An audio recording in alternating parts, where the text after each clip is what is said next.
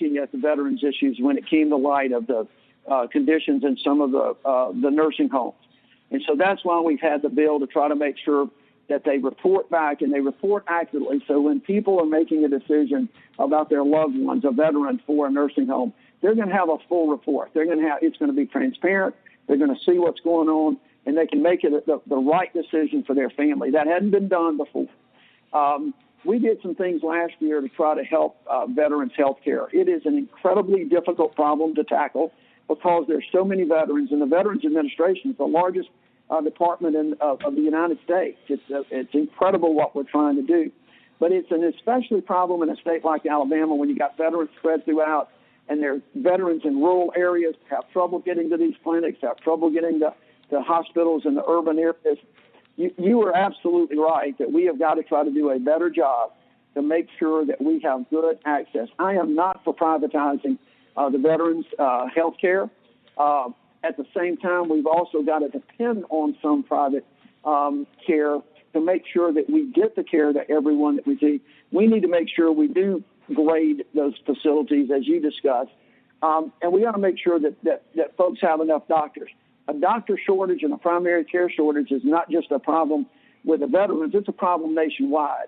And we're trying to address the primary care shortage around the country with incentives for people, loan forgiveness, those kind of things that can put primary care physicians in some of the rural areas. You know, the last thing I want to mention to you, and this is one of the things that I have been absolutely leading the charge on, and that's eliminating the widow's tax for veterans, surviving spouses of veterans who have died as a result of a service-related injury or illness. For 40 years, these veterans are not getting all they deserve. They pay into and get extra insurance, but yet when it comes to time to pay out those benefits, the VA and the Department of Defense deduct a certain amount, so they're only getting about maybe 55 or 60% of what they're due. We've got a bill pending. This has been going on for 40 years, and it just came to my attention last year. I had no idea, and we started a crusade to really get into this. I've got a bill now that I've been leading the charge on. 75 co-sponsors, guys. 75. 3/4 of the United States Senate has signed on to my bill to eliminate this, and we're hoping we're going to get that in their national defense authorization very soon. But that's an important issue. It is the top issue for most of the veterans groups around the country that I've been dealing with. I've been coordinating and talking to all of them over the last couple of months. Well, thank you. And one other thing I want to address, in light of what happened on last weekend with the shooting, we have, I guess, that concerns hits back here in Alabama as far as our schools and for as having a resource officer there in our school. And that's something that I've talked with some of the elected officials, and that's a concern of them also. They want to be somewhat proactive instead of just waiting for something like that to happen, you know, because we have pretty much zero resource officer here in our rural schools. And the last thing that I would like for you to just elaborate on just a little is the infrastructure here in our area, in the southeast counties, and that's been a major issue. We have East-West corridor. We have two areas. We have 21 that goes straight through Monroe there to Atmore, and it's a one lane. And there in the southern part of Baldwin and Mobile, you know, we have the Airbus there, we have the Porter there, and that's going to be a major artery coming out of Mobile into Monroe. And I think that was going to be one of the keys to bringing more economic development into the county. So right. We just we need additional funding for that.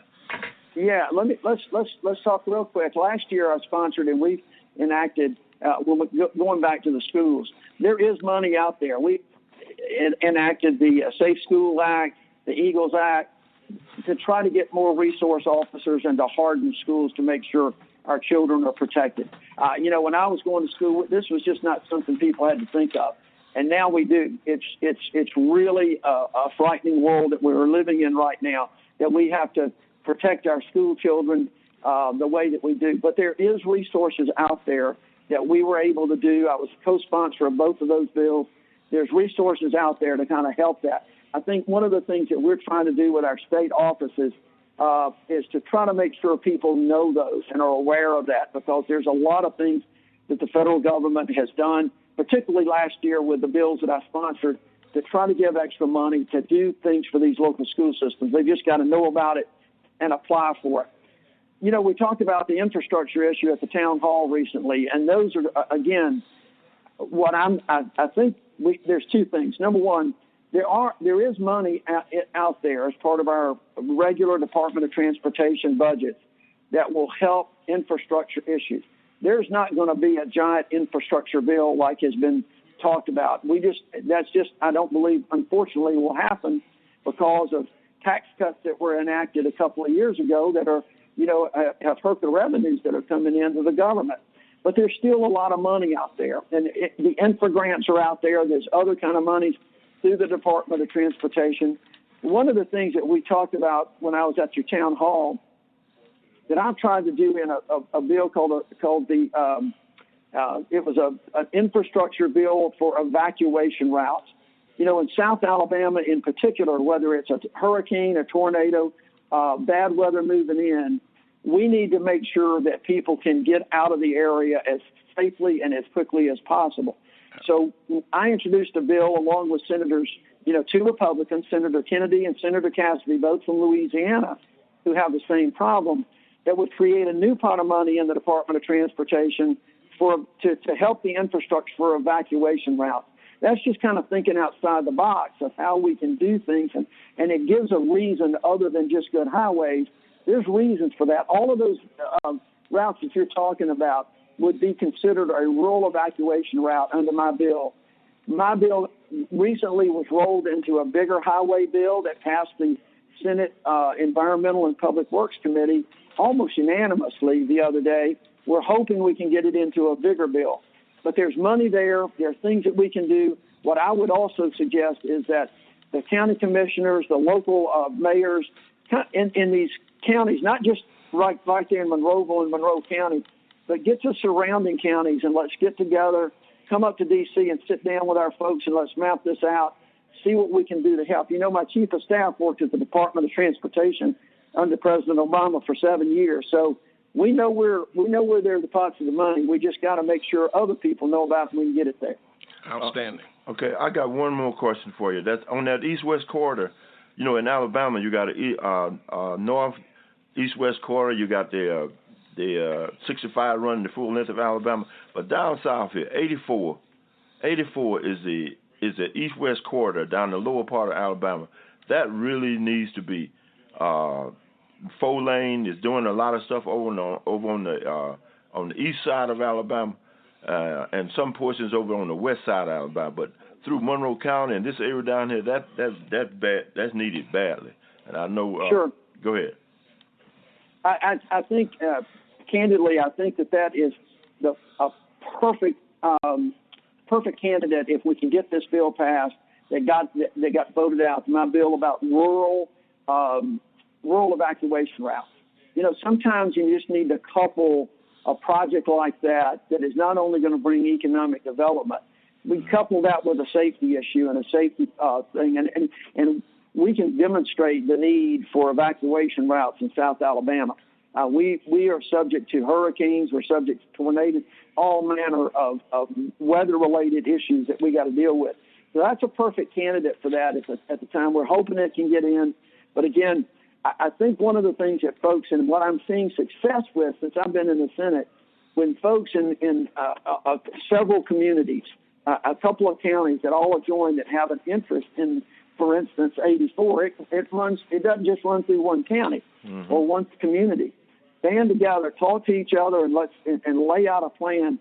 Come visit with us, and then that's how we can get the first step. Because from there, we can help start looking for that money that already exists in our budget at the Department of Transportation, or maybe even somewhere else if we need to try to help with that. It's a long-term process, but we got to start. We got to just start that process and just never give up. Just don't take no for an answer, because too many times people will apply for these grants, they get turned down, and they just don't go back to the well. We just need to be, in there every year to get our share of this. And let me mention this too, because I want to kind of maybe end on this because I'm getting ready to head out of town. Okay. Coupled with this, all this infrastructure and highway dollars and things that go to states, so much is dependent on a state's population. There are formulas for that, and so much is dependent on the population. So I want to encourage everybody. It's the churches, the community centers, everybody. When it's time to do the census, we need to make sure we count every person in Alabama. Absolutely. Every person needs to be. We have to do that because we are in danger of losing a congressional seat. But more importantly, so much of the dollars that come into our state are based on our population. Right. So we got to count everybody, and it doesn't matter who they are. And everybody needs to help their friends, their family, the neighbors, the members of their churches, the member of their schools. Everybody needs to be talking about that census when it comes up next year, and be ready for it. And let's get every person counted. Last year, the last census, we only had about 72% of the people of Alabama that filled out 72, 75. If we do that again this year, we are definitely going to lose one congressional seat, and we may be in danger of losing two. Yeah. We got to get above 80% in order to keep what we got. Okay, well then, Senator Jones, I thank you. Brother Marsh, appreciate the time. Absolutely. And here, that what you just got through saying, I know you got your hands full. If y'all could do something around 2020 from y'all's perspective, put it out there and blast Alabama. Get don't run away from the census, man. Fill that stuff out, and because that's gonna help us. Thank you. Absolutely. Well, thank y'all for. I've enjoyed this. Hope to do it again sometime soon. Okay. All right. Thank you, Senator. Awesome. Thank you. Bye bye. Right. Bye. Bye-bye. Oh man, that was awesome. Okay. I appreciate that. Not a problem. One Alabama. One Alabama. Please contribute today to help Doug Jones make history again in 2020.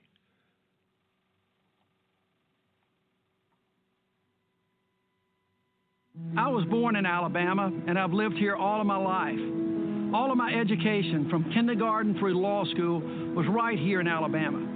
I grew up in Fairfield, home to one of the largest steel mills in the country.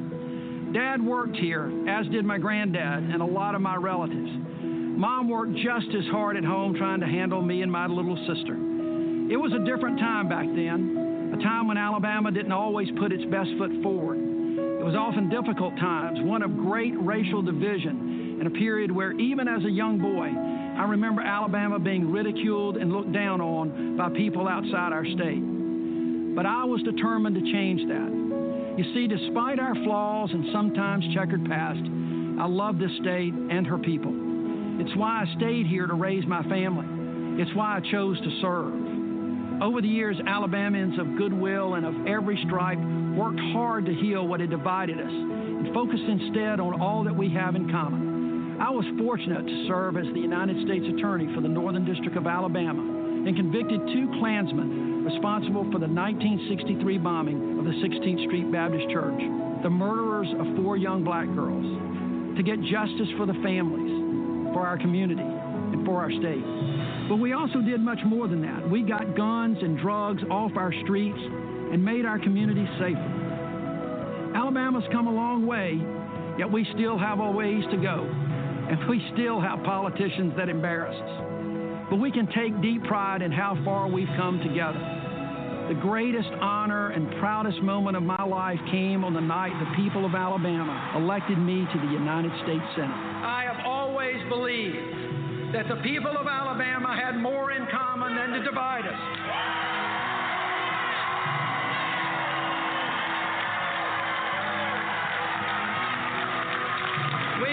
We have shown not just around the state of Alabama, but we have shown the country the way that we can be unified. That's what growing up in Alabama taught me, that despite our differences, we all want to be treated equally and given the same opportunities. To be one Alabama, So don't let anyone tell you that Alabamians are so different that